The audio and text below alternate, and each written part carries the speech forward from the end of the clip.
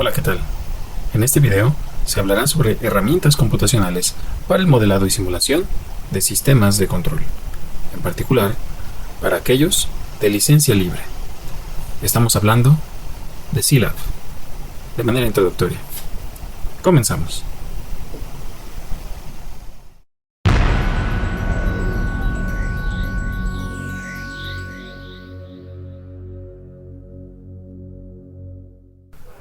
A continuación, te presento los puntos con los cuales está dividido el contenido de este video, de los cuales debería resaltarse algunos principales como son el entorno de trabajo de Scilab, así como las operaciones y funciones gráficas y la programación. Por cierto, si al final de este video te gusta el contenido, no olvides suscribirte, ya que la mayoría de los que ven estos videos no están suscritos, y me ayudarías mucho para seguir generando contenido de este tipo.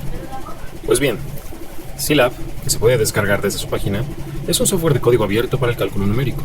Aquí encontraremos diferentes versiones, desde la más actual hasta anteriores, que también se pueden instalar en sus equipos. Scilab se puede instalar tanto en Windows, Linux, como en sistema operativo Mac.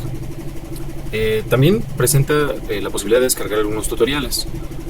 Si nosotros entramos a donde dice que es Scilab, encontramos que es un software libre de código abierto para ingenieros y científicos. Este fue creado desde 1994 y actualmente tiene una comunidad que abarca más de 100.000 descargas cada mes en todo el mundo. Muy bien, ¿qué significa que Scilab sea de licencia GPL? La licencia GPL básicamente significa General Public License, es decir, una licencia pública general.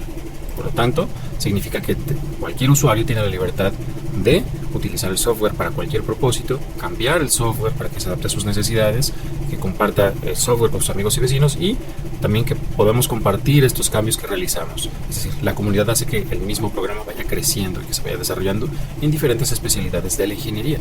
De hecho, Scilab viene de la abreviación de Sci, Scientific Laboratory o laboratorio científico. Una vez instalado Scilab en tu equipo, vas a ejecutarlo para poder identificar los elementos que conforman el entorno de trabajo. Para empezar, de este lado, tenemos el navegador de archivos, similar a un explorador de Windows, si es que manejas Windows, o finalmente donde buscas tus archivos. Aquí en el centro tenemos la consola de operaciones, donde vas a ejecutar tus comandos para realizar tus operaciones matemáticas, lógicas o de caracteres. Luego por acá tenemos el explorador de variables. Cada una de esas variables que vas declarando, que se van almacenando en la memoria, van a ir apareciendo aquí con sus diferentes descripciones, como el nombre, cuánta memoria ocupa, qué tipo de variable es, etcétera, etcétera. Posteriormente en medio tenemos el historial de comandos, donde aparecerán todos y cada uno de los comandos que hemos ejecutado en cada una de las sesiones que se han abierto. Estas tienen registro ya sea por fecha y por hora en que se abrió la última sesión. Y finalmente tenemos una ventanita de noticias donde nos mantienen en comunicación o en contacto con las últimas novedades sobre el programa de Scilab, ya sea como tutoriales, nuevos programas o nuevos toolboxes que se hayan desarrollado, así como posibles eventos creados por la misma comunidad de Scilab. Posteriormente, como parte del entorno de trabajo, tenemos también lo que se conoce como el SciNotes. El SciNotes es un bloc de notas donde podemos ejecutar diferentes líneas de comando que, a diferencia de la consola de operaciones, aquí no se ejecutan cuando doy Enter. Aquí cuando doy Enter paso a las siguientes líneas y eso me permitirá ir juntando diferentes secuencias de líneas para crear un programa, lo que se conoce también como script. Y posteriormente también veremos que se pueden crear funciones nuevas. Adicional al SciNotes, también tenemos el SciCodes o Xcos, el cual encontramos aquí en el menú principal de la consola principal, y son dos ventanitas que se abren, una con el lienzo en blanco donde vamos a poder colocar cada uno de los bloques que ubicamos en el menú de bloques o explorador de paletas.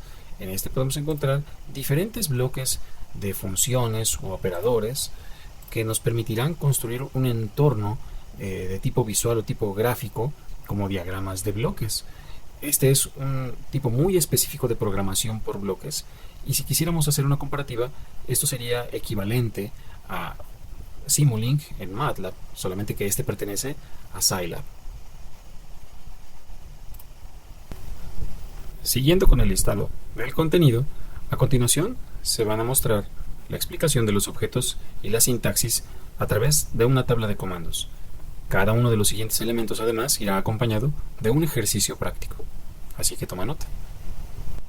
Para comenzar, dentro del entorno de Scilab tenemos diferentes tipos de objetos, cada uno de los cuales se puede conocer a través del comando doc, lo cual nos proporciona documentación sobre el tema relacionado que queramos conocer. En general, de hecho, si en Scilab ejecutamos el comando doc, este nos mostrará las diferentes carpetas, cómo está organizada toda la información de Scilab, todas sus capacidades, todas sus herramientas especializadas para resolver diferentes tipos de problemas de ingeniería y problemas científicos. Algunos que podemos ver así brevemente, o bueno, mencionar, serían ecuaciones diferenciales, funciones elementales, álgebra lineal, interpolación, etcétera, etcétera, ¿no? Entonces aquí es tan amplio, tan vasto, que no nos alcanzaría este video para explicar todos y cada uno de los elementos. Sin embargo, al tratarse de un video introductorio, basta con mencionar las generalidades, pero saber dónde encontrar esta información es esencial. Pues bien, cada uno de los elementos, inevitablemente comparable con MATLAB, en Scilab también se pueden encontrar declarando el nombre de la variable y el objeto. Y si no pongo nombre a la variable, o sea, simplemente declaro el objeto, ya sea operación, carácter, condición lógica, etcétera, pues se va a asignar a una variable transitoria llamada ans. Algunas de las constantes predefinidas que ya tiene MATLAB, por ejemplo, si yo quiero el valor de pi, 3.14, 15, etcétera, eso se puede escribir con %pi. Así como podremos ver aquí, si yo escribo %pi, esto me va a dar el valor de pi. Lo mismo, caso similar, %e, que me da la base natural logarítmica, y por ejemplo, %i me da el número imaginario, que es la raíz cuadrada de -1. Entonces, esto es lo que significa tener algunas constantes predefinidas. De manera similar, al tratarse de una herramienta para la ingeniería, es necesario a veces expresar algunos números a través de potencias de 10. Por ejemplo, tenemos 0.001, el cual se puede expresar como 1 por 10 a la menos 3. En Scilab se puede escribir de 4 formas diferentes, que bueno, en general son 2, porque es con la letra E o con la letra D, pero estas se pueden usar tanto como mayúscula como con minúscula, y el resultado es exactamente el mismo, ¿no? Si nosotros reescribimos esto que está aquí para escribir 1 por 10 a la menos 3, en los tres casos será equivalente. Por ejemplo, aquí tenemos 1e minúscula menos 3, de espacio, 1e mayúscula menos 3, 1d minúscula menos 3 y 1d mayúscula menos 3. En los cuatro casos me va a dar exactamente el mismo resultado, es decir, 0.001. A continuación te muestro una tabla con la sintaxis de los primeros comandos elementales que debes de conocer de Scilab. Perdón si de repente en el video digo MATLAB, Scilab, los nombres son similares. De antemano disculpa. Bueno, estamos hablando de Scilab. Entonces, los comandos incluso son en algunos casos los mismos en ambos programas, lo que lleva a pensar, tal vez uno es la copia del otro, pero no, bueno, ambos están basados en new, así que no, pues de ahí la razón de que sean muy similares o incluso tengan los mismos nombres algunos comandos. Por ahí anteriormente también estuve utilizando el comando clc para limpiar la consola, cuando de hecho se puede utilizar aquí en el menú principal de la consola principal, la escobita donde dice limpiar consola. Ahí podemos hacer clic y simplemente ya nos limpia nuestra consola de operaciones. Entonces, si te interesa tener esta tablita, o de hecho en general esta presentación que estás viendo, quédate al final y te dejaré en la descripción una liga donde puedas descargar esta presentación. Siguiendo con el ejercicio práctico número 1. A continuación, vamos a declarar estas matrices que te muestre a continuación, también utilizando algunos de los comandos de la sintaxis mostrada en la tabla previa. Además, mencionaremos algunos de los usos de los comandos que se muestran aquí, como son diary, save, load, clear y clc. Pues bien, para el comando de diary, vamos a ver la documentación. Y aquí se nos muestra el diario de la sesión, y este es utilizando el comando y dándole ya sea el nombre del archivo que queremos que tenga o incluso la ubicación que se le desea dar. Aquí aparecen muchas de las características que maneja este comando. No nos enfrascaremos demasiado, vamos a tomarlo de la manera más simple, mostrando que si yo escribo diary entre paréntesis y entre apóstrofes, porque va a ser el nombre en texto.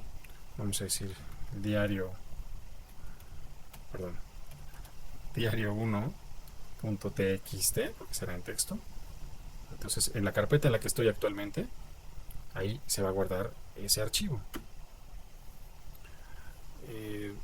Podríamos verificarlo.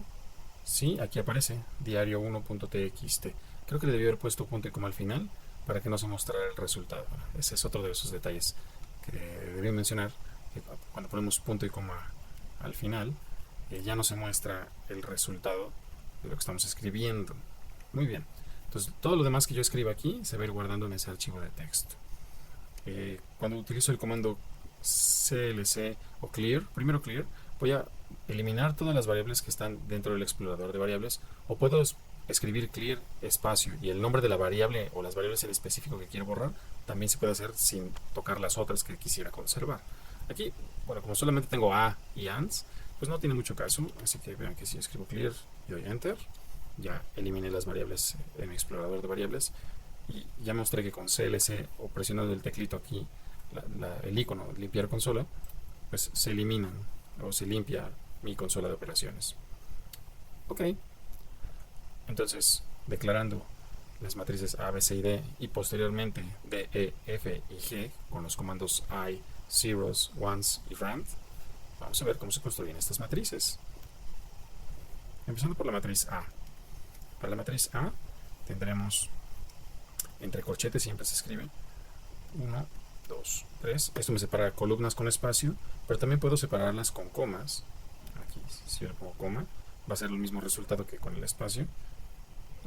Por estética lo dejamos de la misma manera, ya sea o con comas o con espacios, pero la siguiente fila la indicamos con punto y coma dentro del corchete. Y entonces sería 4, 5, 6, 7, 8, 9.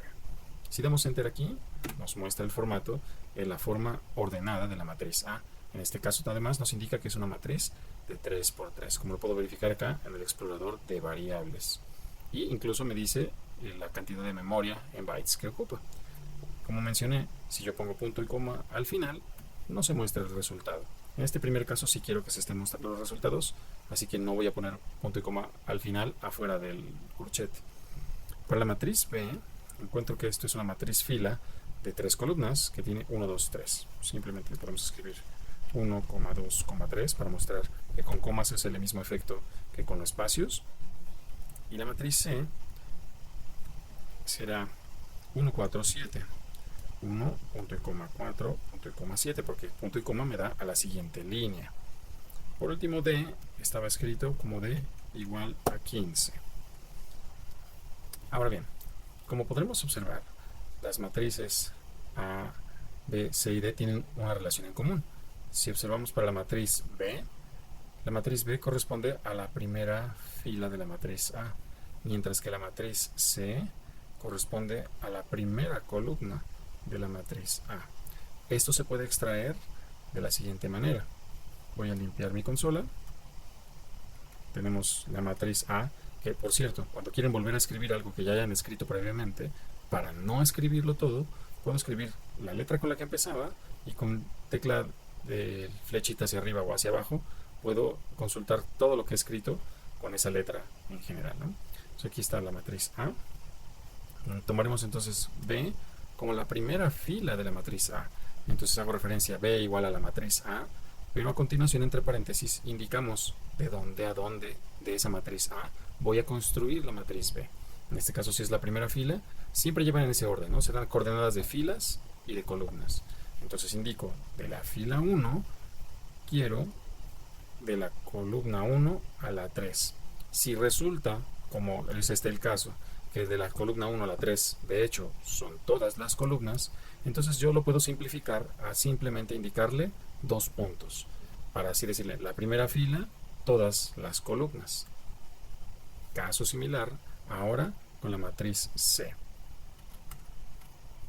Entonces ahora la matriz C será de la matriz A.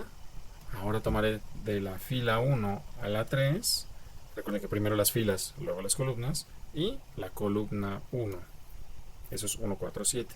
O, nuevamente, como lo hicimos anteriormente, si resulta que son todas las filas, entonces puedo indicar 2 puntos, coma 1, lo que se traduciría como todas las filas, la columna 1.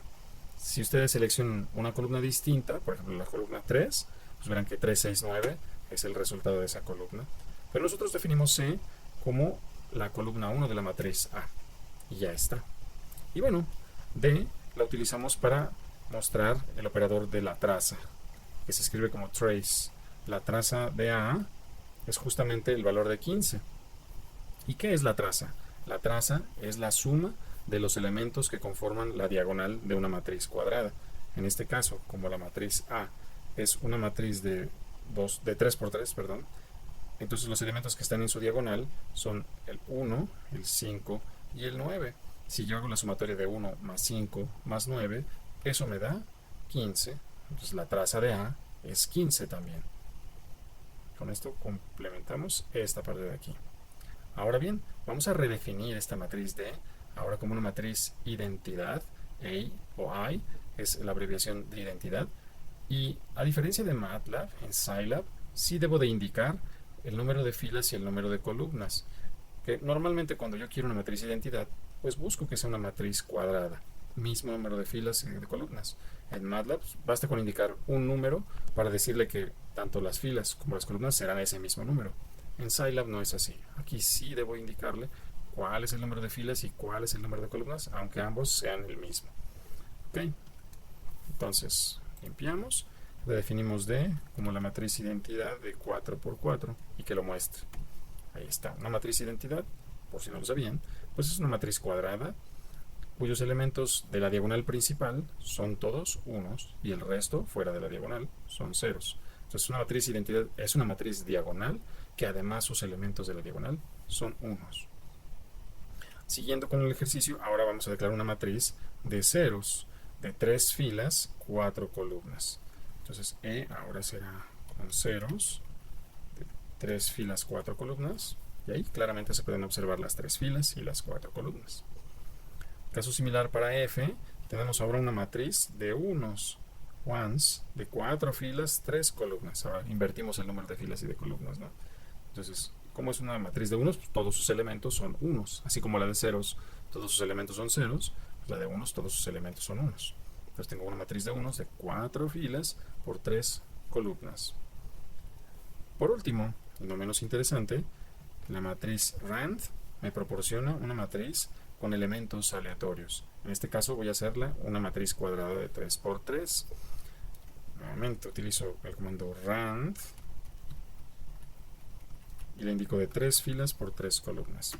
El dato interesante con este comando de random es que si yo vuelvo a declarar la misma matriz exactamente con los mismos datos, me da una matriz distinta, y es que selecciona los números aleatorios cada vez que la defino. Además de que siempre tendrá nuestra forma normalizada en la que todos sus elementos siempre serán menores a 1. Dato que puede investigarse después a profundidad. Cada quien, si quiere, puede buscarlo en la ayuda, ¿no? Recordar utilizar el comando doc rand y ahí obtener información sobre este comando al respecto, ¿no? En este caso, números aleatorios. Ok. Pues este sería el ejercicio práctico número 1. Por cierto, casi lo olvido. El uso de los comandos save y load, una vez que ya tenemos declaradas estas matrices. Por ejemplo, al usar el comando save, lo que voy a hacer es garantizar que todas estas matrices que ya escribí y que me tomé mi tiempo para declararlas, las guarde en un archivo. En este caso, si escribo save y entre paréntesis y entre apóstrofes el nombre, por ejemplo, matrices 1, no recuerdo si tengo que ponerle la extensión. Voy a ver, le voy a dar matrices 1 y voy a ver si aparece aquí. Dale enter. Sí, aquí apareció matrices 1. Entonces, en teoría, si yo ahora elimino todas estas variables del explorador de variables con el comando clear, desaparecen. Y entonces ahora si yo, por ejemplo, escribo A mayúscula, me va a decir no está definida. Entonces, quiero rescatarla. Entonces ahora en lugar de save le voy a decir load, que es decir carga el archivo matrices 1. Y como se puede observar, nuevamente aparecen ahí. Curiosamente, observo que una vez que le di enter, me aparece como ans, como respuesta, T, la letra T, que es una respuesta booleana o binaria, que se refiere a verdadero o falso en inglés, T de true, F de false, ¿no? O sea, en este caso, T es verdadero, ¿no? Verdadero que se cargaron las variables, las matrices A y ya está declarada A. También puedo elegir cuáles quiero eliminar, ¿no? Por ejemplo, quiero clear, que borre las matrices A, B y C. Y podemos ver que A, B y C desaparecen de aquí. Pero nuevamente, si yo las cargo con el comando load, pues vuelven a aparecer todas, ¿no? Entonces, dato interesante, ahí está el uso de save y de load. Continuando con los operadores y las funciones, tenemos la siguiente tabla, donde mostramos algunos de los operadores más simples, como es el elemento de multiplicación elemento a elemento. Recordar que como voy a manejar matrices, la operación entre matrices o la multiplicación entre matrices es muy caprichosa, se requiere de cumplir con unos requisitos muy específicos y que no es conmutativa, o sea, la matriz A por la matriz B no da el mismo resultado que la matriz B por la matriz A. Sin embargo, cuando hago una multiplicación elemento a elemento, ahí sí que tendré el mismo resultado de forma conmutativa. Caso similar, división elemento a elemento y potencia elemento a elemento. Eso en cuanto a los operadores. En cuanto a las funciones, tenemos la función raíz cuadrada, la exponencial, logaritmo de base natural, logaritmo de base 10, las trigonométricas y las booleanas, que son operaciones binarias cuyo resultado dará verdadero o falso, como había mencionado anteriormente. A continuación se muestran una nueva definición de matrices para el ejercicio práctico número 2 y se analizarán los resultados o las respuestas que dan las operaciones aquí propuestas. Para ello, hacemos limpieza de nuestra consola y de nuestra ventana de explorador de variables, ¿no? Entonces, borramos todo, aquí ya sabemos cómo recuperarlo, y a continuación vamos a declarar los ejercicios de las matrices y las operaciones. Entonces, empezamos por X y Y. X. Ya sé lo que va a dar, así que ahora sí le pongo al final punto y coma. Y.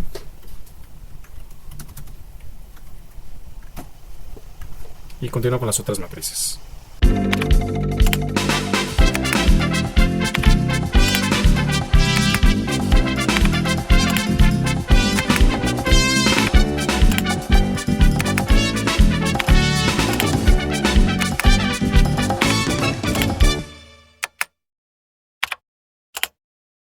Pues bien, una vez declaradas las matrices, se procede a realizar las operaciones.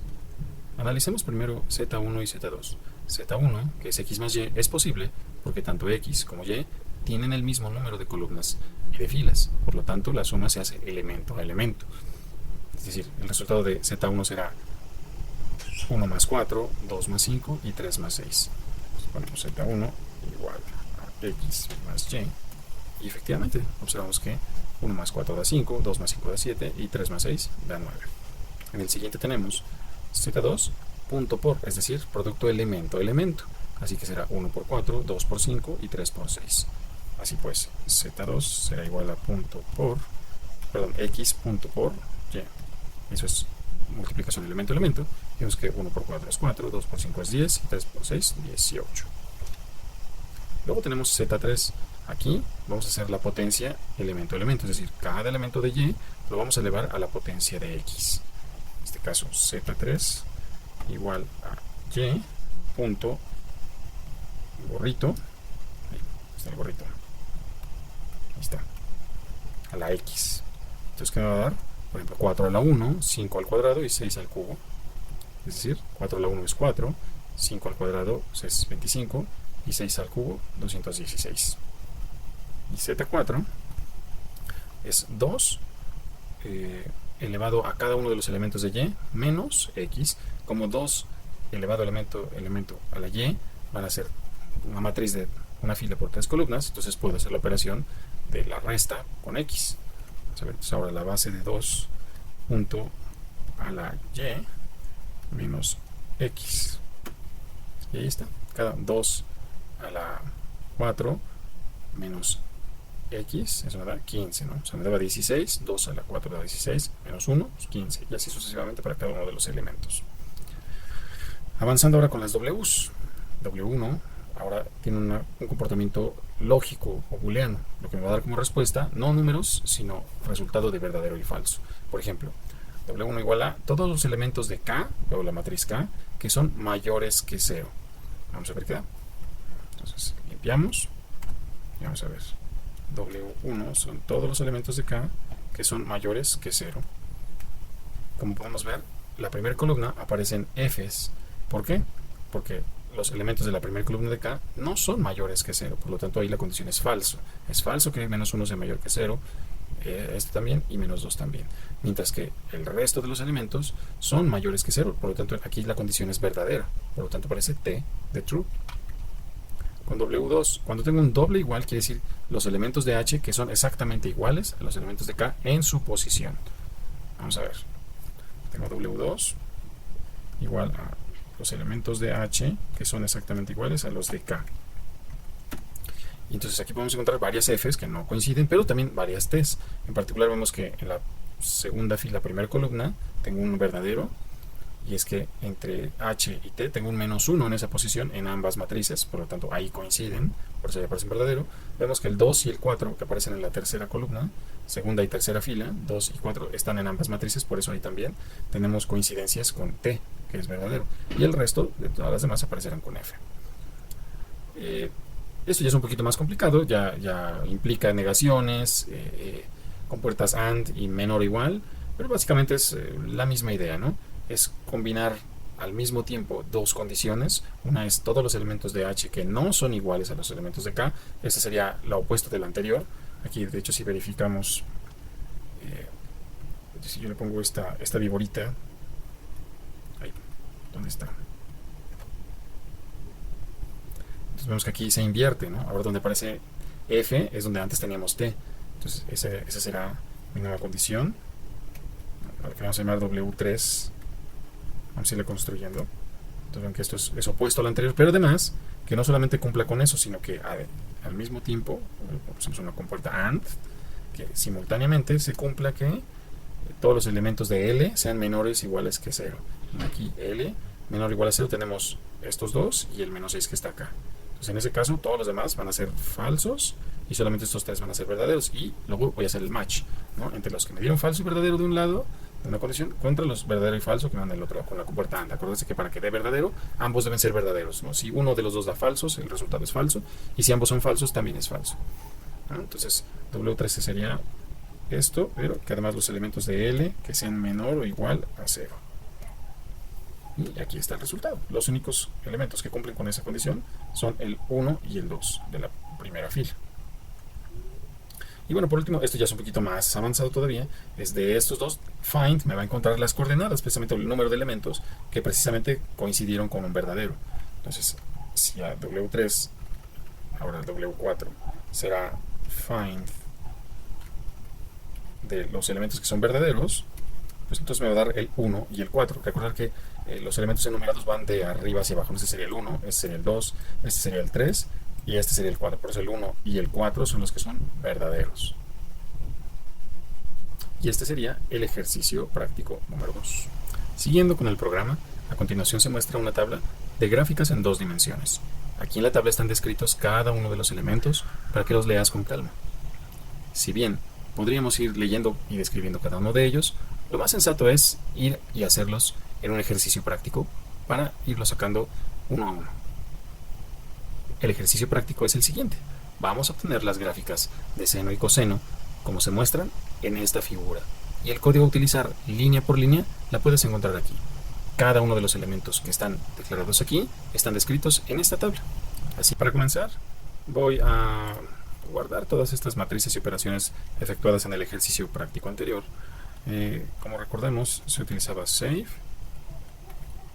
y le voy a cambiar el nombre a matrices 2 para que se queden ahí guardadas. Entonces ya puedo con toda confianza eliminar todas las matrices y limpiar nuestra consola para el siguiente ejercicio práctico, el cual nos dice primero que indiquemos nuestra W, que sería nuestro eje X, de 0 a 2pi en intervalos de 0.1 múltiplos de pi radianes, por eso dice aquí radianes. Entonces vamos a dejarlo así como está ahí, tal cual.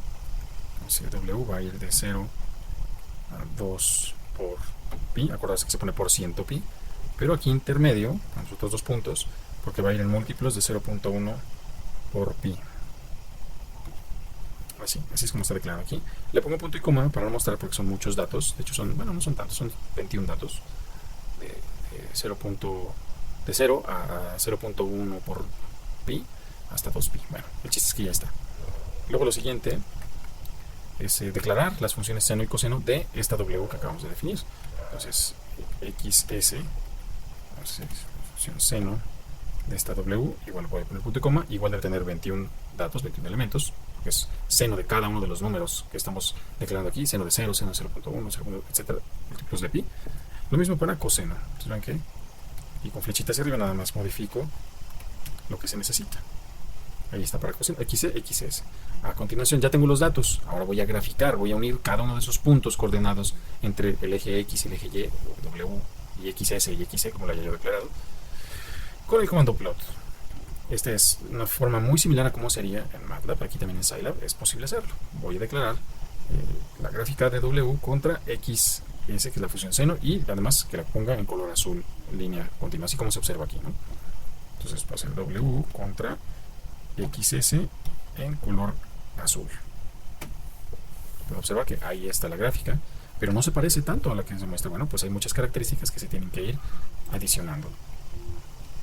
Por ejemplo, aquí lo que queremos es que cuando yo grafique la siguiente función, que es la de coseno, que no me borre la de seno. Entonces aquí le estoy diciendo básicamente que a las características de los ejes actuales, get current axis, el auto clear, el que borre automáticamente la gráfica que está, lo apague.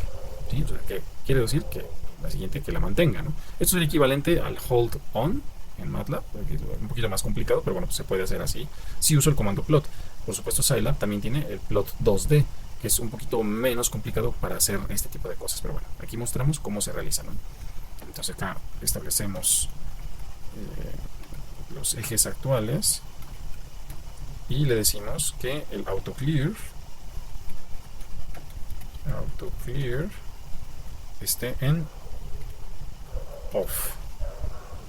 Entonces, si no me equivoco en el código, esto nada más influye en que la siguiente gráfica que yo voy a construir, ahora para la de coseno, pues no borre la anterior, que es la de seno, ¿no?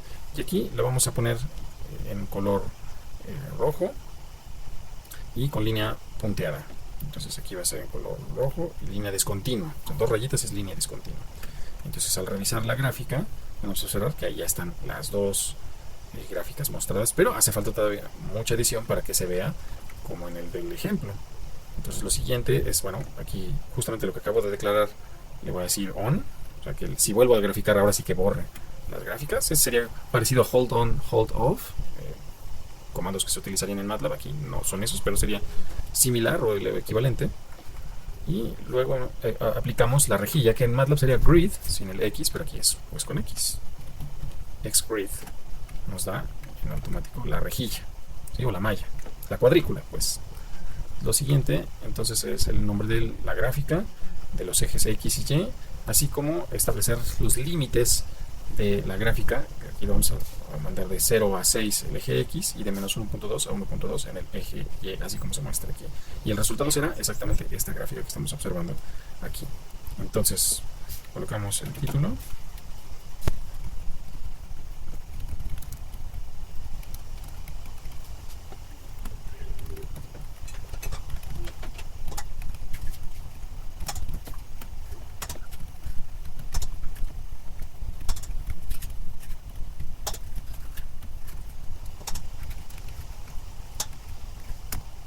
Y bien, con esto ya tenemos la gráfica idéntica que en el ejercicio práctico.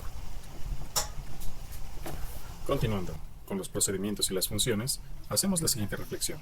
Del ejercicio práctico anterior, ¿qué pasa si quiero cambiar el rango de los ejes X, o la perspectiva, o la función incluso?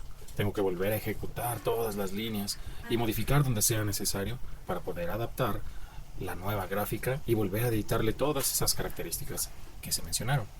Para ello existen los procedimientos y funciones, lo que se conoce como scripts y functions.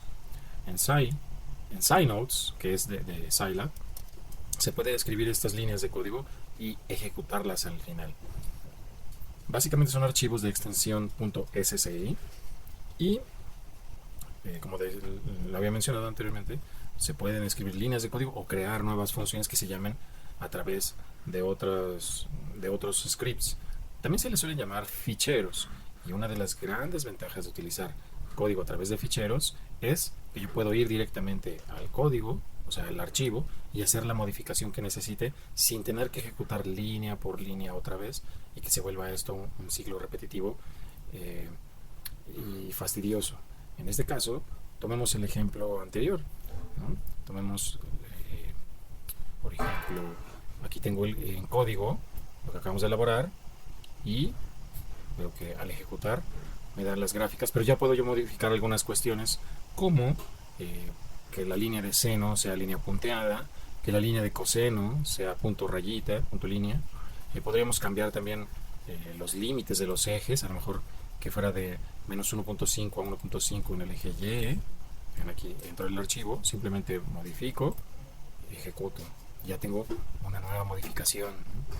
Y así, cada característica que podemos utilizar, tenemos que dentro del comando plot puedo usar ambas gráficas de manera simultánea y incluso poder identificar cada una de estas funciones a través del comando legend que aparezcan aquí para que me indiquen cuál corresponde a qué función.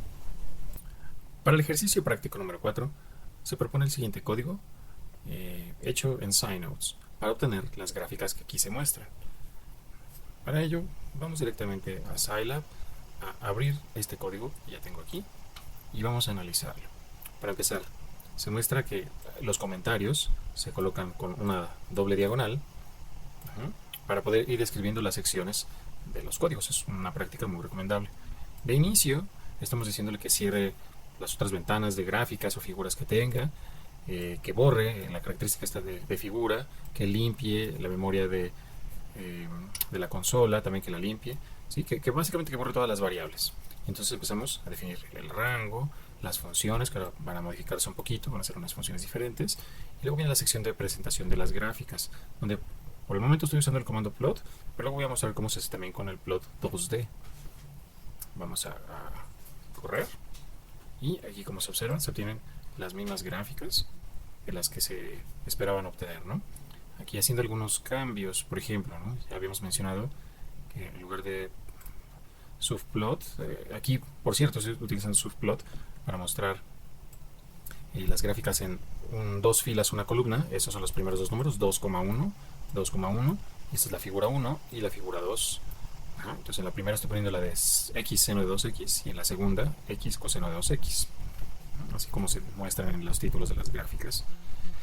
Vamos a suponer que ahora en lugar de ponerlo en dos filas una columna, ahora lo quiero en una fila dos columnas, lo que significa que lo tendré que poner invertido. Por ejemplo, 1,2 y 1,2, y al ejecutar se observa que ahora me las pone en una fila y en dos columnas.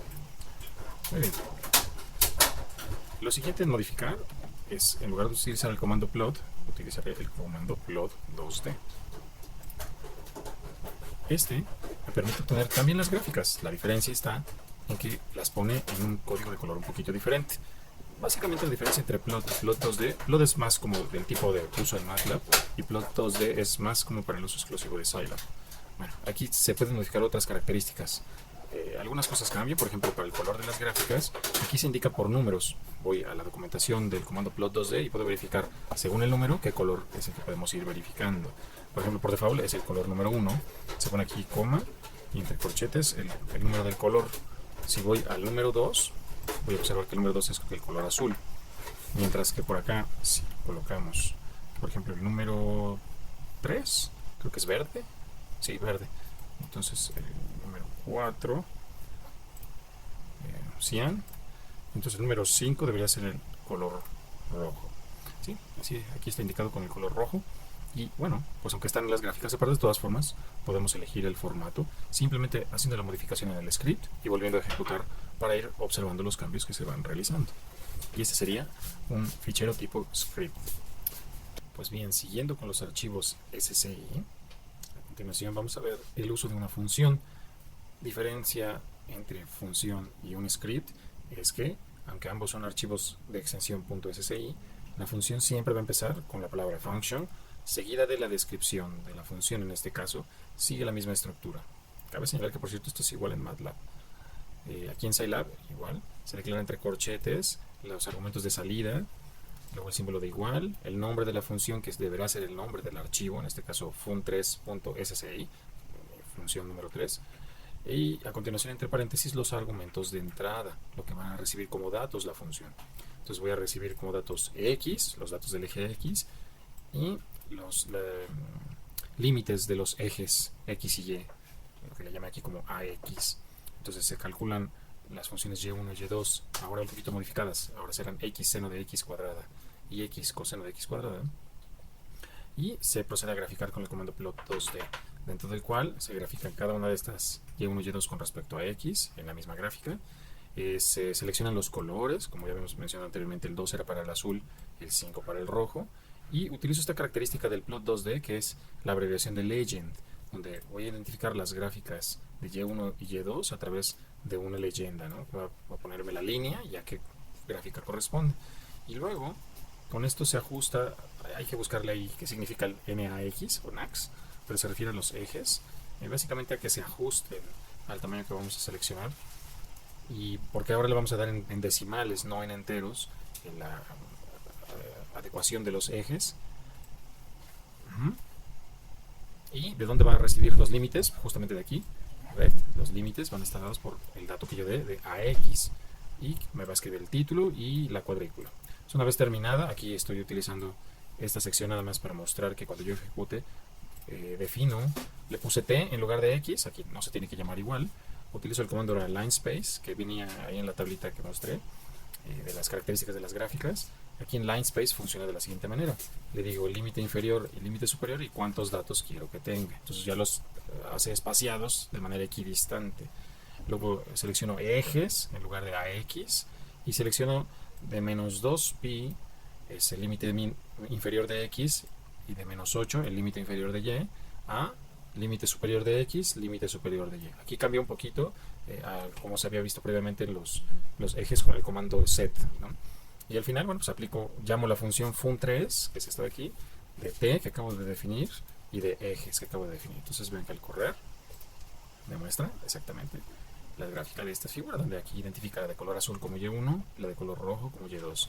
Ahí están las dos gráficas y los límites establecidos de menos 8 a 8 en y de menos 2pi a 2pi en x. Vean que aquí esta característica, utilizando el plot 2D, sí me deja utilizar o definir los límites de las gráficas en valores intermedios o decimales, cosa que en el otro caso no se podía, tenían que ser forzosamente enteros.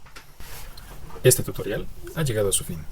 Si te gustaría que continúe con más contenido sobre Scilab o el software libre en general, por favor no olvides decírmelo en los comentarios. De antemano, muchas gracias. Nos vemos pronto. Suscríbete.